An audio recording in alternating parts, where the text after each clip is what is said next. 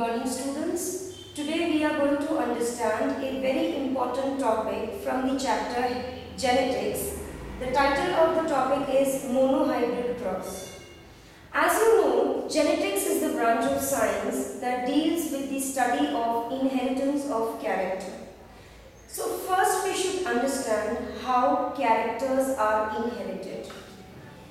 Genes are the functional unit of DNA which controls a trait. And every gene has two alternative forms called as allele. It is the allele which controls a character or a trait. Accordingly, there are two forms of a trait, dominant trait and recessive trait. The trait which gets expressed in larger quantity of the population is termed as the dominant trait, while the trait which gets hidden in presence of the alternative trait is called as the recessive trait. This is the graphical representation, or you can say pictorial representation of a monohybrid cross, where we have cross-pollinated two pea plants differing in their height.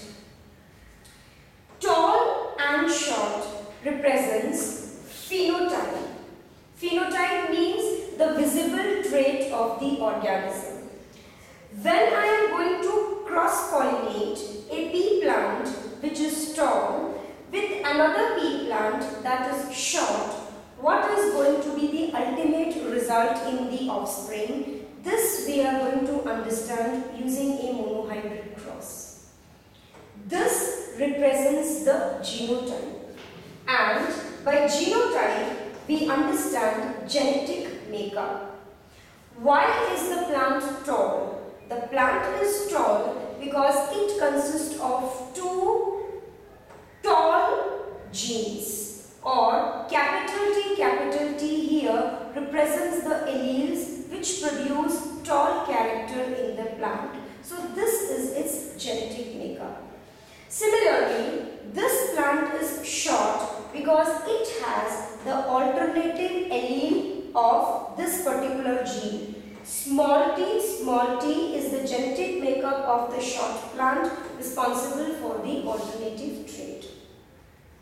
When we cross-pollinate the two flowers of a tall and a short plant, this step is showing formation of gametes. Alleles separate to form gametes according to law of segregation, which states that in a pair of factors they separate from each other during gamete formation so that each member of the pair goes to different gametes. The circled factor represents the gamete, which upon fertilization produces the next generation F1. F1 stands for first filial. Filial means generation, the next generation of offspring. Here, capital T and small t combine to form an individual which is tall. Why is this individual tall? This is according to the second law of inheritance called the law of dominance. According to this law, in a pair of two dissimilar factor, capital and small is a pair of two dissimilar factor, one factor dominates the other to express its character and produce tall. In the next step, two individuals of F1 generation have been self-pollinated. Their gametes have been formed according to law of segregation, and this is a Punnett square. This is a Punnett square discovered by scientist Reginald Punnett to find out the possibility of offsprings having the parental trait. When capital T gamete fertilizes capital T gamete of the alternative parent, then we get this genetic constitution. Accordingly, the four genetic constitutions have been obtained upon fertilization of different gametes of the male and the female parent. And if you closely observe the Punnett square, there are 4 possibilities of characters in the offspring. 1/4 of the offspring will be homozygous dominant. 2/4 of the offspring will be heterozygous, and 1/4 of the offspring will be homozygous recessive.